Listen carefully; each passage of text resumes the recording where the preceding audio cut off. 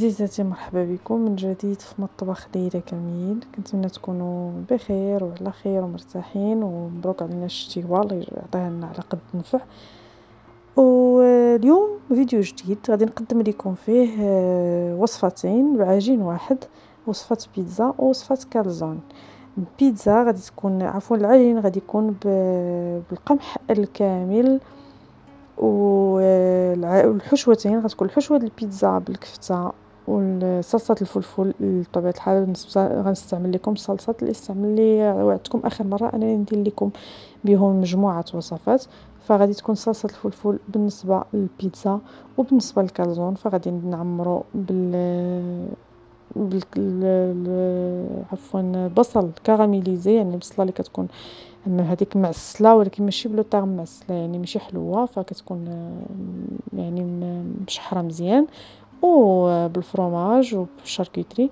غنخليكم مع المقادير ديال عفوا قبل ما نشوفوا المقادير نخليكم مع ضيفتي اليوم اللي هي حنان توالله. قناه مليئه بالفيديوهات جميله، وصفاتها زوينين، كنتمنى انكم تتبعوها وتدعموها. غنخلي لكم رابط القناه ديالها في صندوق الوصف. وشكرا لكم، ونخليكم مع العجين ديال البيتزا.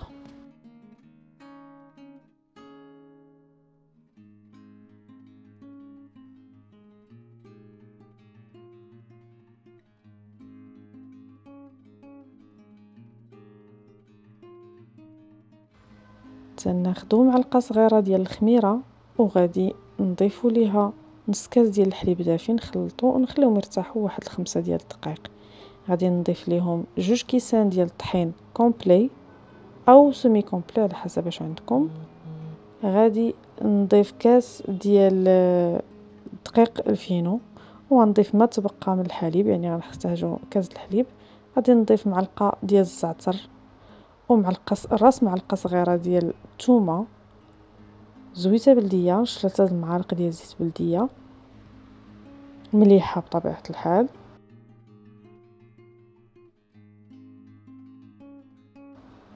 وغادي نبدا نعجن. غادي نحتاج نضيف واحد نص كاس ديال الماء دافي.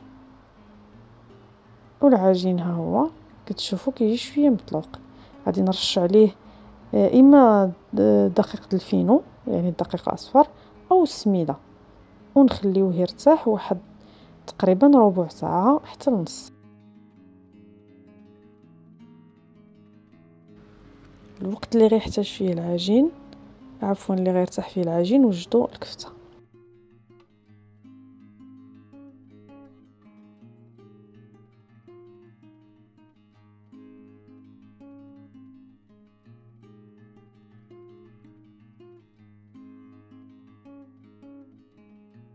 اذا بالنسبه للكفته فغنديروا ليها غير مليحه، ابزار، وشويه ديال الزعتر، ونخلطوها ونديروا منها كويرات. اذا قبل ما نشكلوا منها كويرات غادي نرجع للعجين ديالي اللي كيكون خمر. غادي نقسمو على قسمين، نص غنديرو بيتزا ونص غنديرو كالزون. اذا غادي ناخد هاد النص الاول وغادي نسرحو في كما تشوفوا هنا في صينيه ديال البيتزا كيتسرح مزيان. غادي نضيف ليه صلصه الفلفل. هاد صلصه الفلفل غادي تلقاو الوصفه ديالها في رابط في صندوق الوصف، الرابط ديالها في صندوق الوصف. اذا سرحت مزيان هاد الصلصه، وضفت لها ايضا شويه ديال صلصه طماطم، هنا بصيله غير مشحره بوحدها مع مليحه. وغناخد الكفته وغنبدا نحطها هكا كويرات دايره على البيتزا كامله.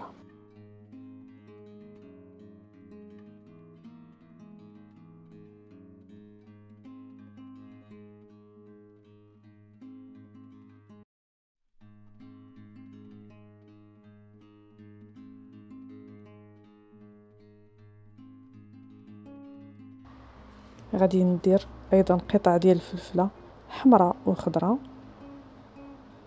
وغادي ندخلهم للفران حتى كطيب البيتزا. كندير ليها رشه ديال الفرماج ونعاود ندخلها باش تذوب، وها هي واجده.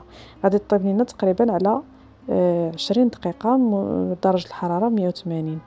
وها هي البيتزا واجده. كتجي لاباط ما بين مقرمشه وما بين رطيطبه، فكتجي رائعه بزاف.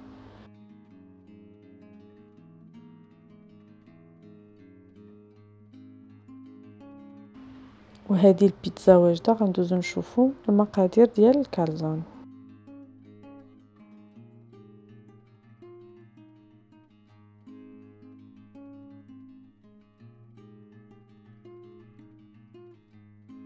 اذا تناخدو النصف الثاني من العجينه وغنبداو نسرحوه. الا شفنا العجينه كتلصق لنا في يدينا ولا كتعذبنا، شيشه ديال السميده غادي تقضي الغرض.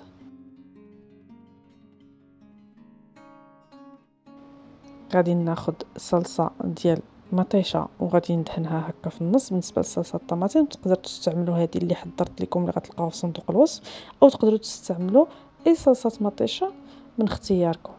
غادي نحط جبن الساندويتش ايضا الجبن تيبقى اختياري، ديروا اي نوع تبغيو. جبت البصل كراميليزي وغادي نسرحو، وحتى هو بطبيعه الحال غادي تلقاوه في نفس الفيديو. غتلقاو هاد الصلصات كاملين، غادي تلقاو فيديو واحد فيه هاد المجموعه الصلصات.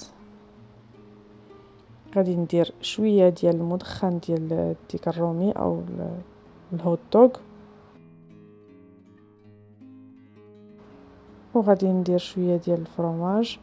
فهاد المدخن كيبقى اختيار، ديروا هوت دوغ، ديروا مدخن، ديروا اي حاجه شاركوتري يعني قطع مختلفه، ديروا اللي بغيتو. وغادي نجمع النص الثاني على النص الاول باش نصايب كالزون. وغادي نجمع الجناب ديالها هكا بلا ما نلصقوهم لا بيض لا والو، فراسهم كيقبضوا راسهم حتى كنسدوها هكا. غادي نشحر شويه ديال البصله والفلفله في مقله غير مع شويه ديال المليحه. غادي ندير شيشه ديال الزيت البلديه فوق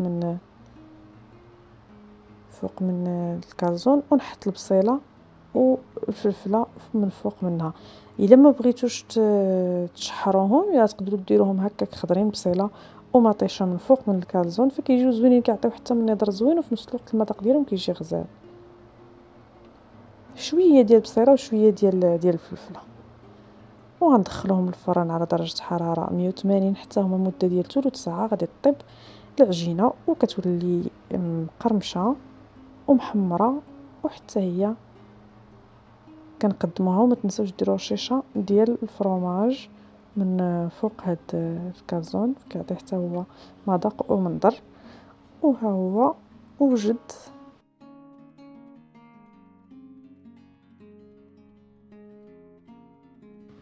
كتجي خفيفه بزاف وسهله بزاف بزاف. كنتمنى تعجبكم.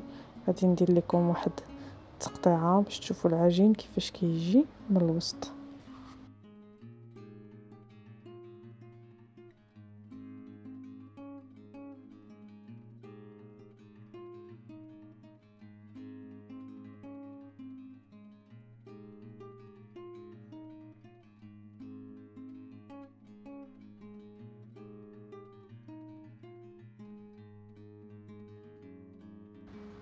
وهي هذه من الوسط. وشكرا لكم على تتبعكم الفيديو، كنتمنى يكون عجبكم وجاكم ساهل.